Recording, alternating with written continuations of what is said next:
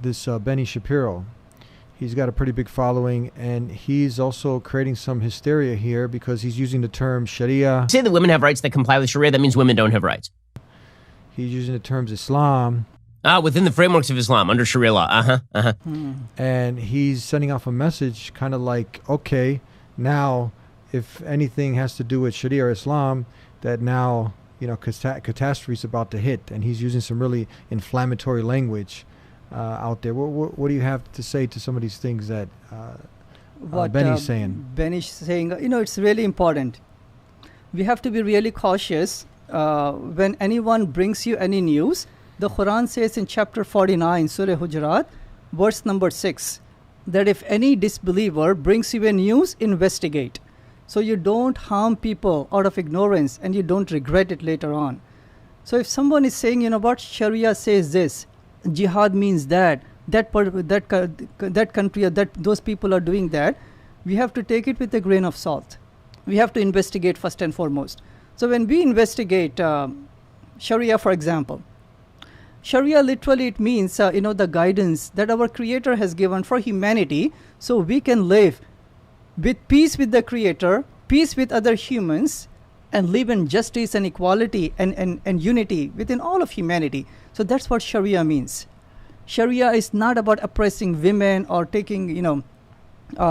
oppressing the people who are non-believers.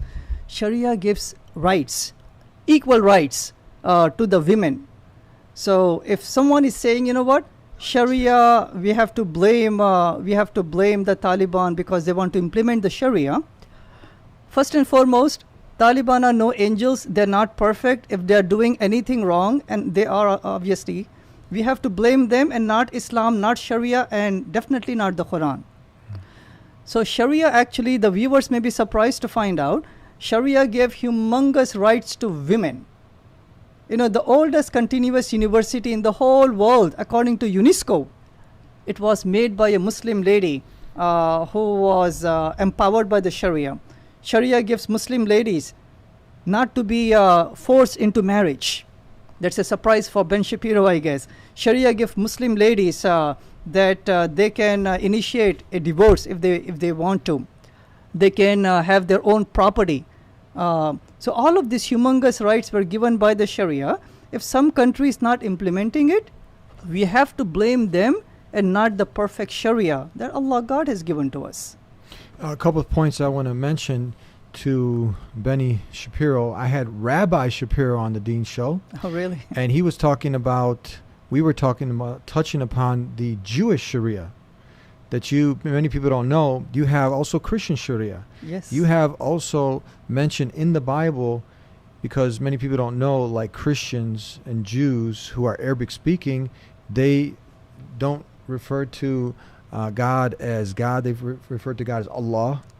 And they have the term also Sharia. You have Sharia mentioned 200 plus times Halakha. in the Christian Jewish Bible. And this is confirmed. You can check. Like I said, I had Rabbi Shapiro, and we touched upon this.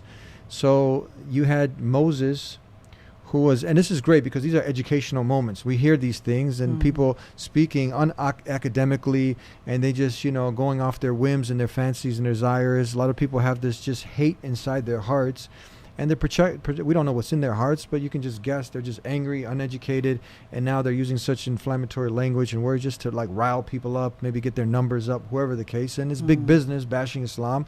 So again, like you said, we're not supporting any political party or group, but as soon as you bring in Islamic terms and Islam, now hold on, let's fact check you.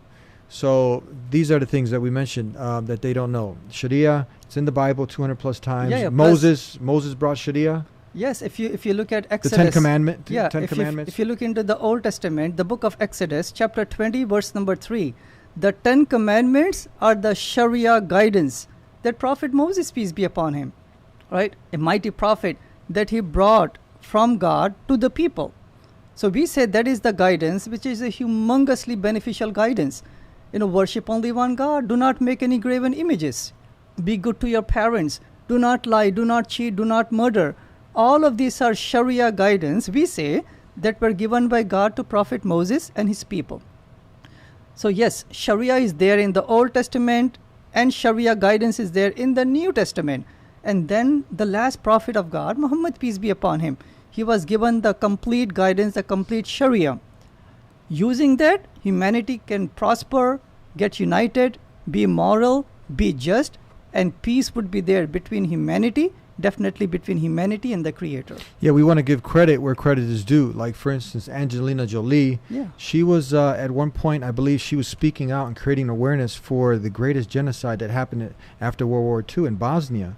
You had rape camps set up there, and you had the Chetniks, and these were people, their priests were blessing their guns, you know, and they were doing this on behalf of Christianity. That's what they thought. But we know that this had nothing to do with Jesus or Christianity, but they are Christian, the Chetniks, and they were doing some really horrific, evil things.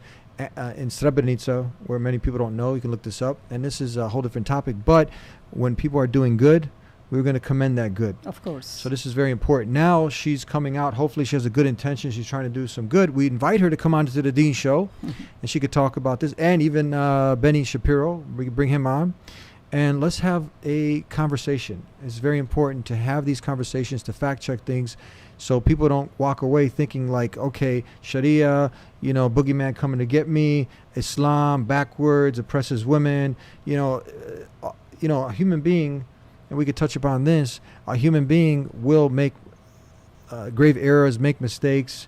They might end up, or a group of human beings might end up oppressing a society of people, but Islam can never be oppressive. It could never be. That's the example of Prophet Muhammad, peace be upon him. That's the example coming from the Quran.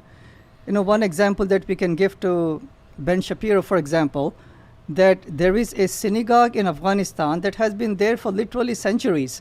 When Taliban came to power, they actually protected it. They gave the Jews in Afghanistan a right to openly go and pray in there, right? So the Jews have the autonomy to have their own culture, their own synagogue, their own freedoms.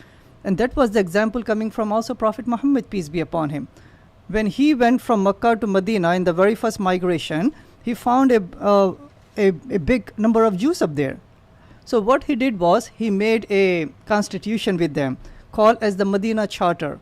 And in the charter, it says that the Jews and the Muslims would be one people. We are going to look out for each other. And the Jews, you have your own synagogues, your own culture, your own freedoms, your own punishment system, your own justice system. So they were a autonomous Jewish state within the true Islamic state. So that is the gold standard that we need to follow. That's the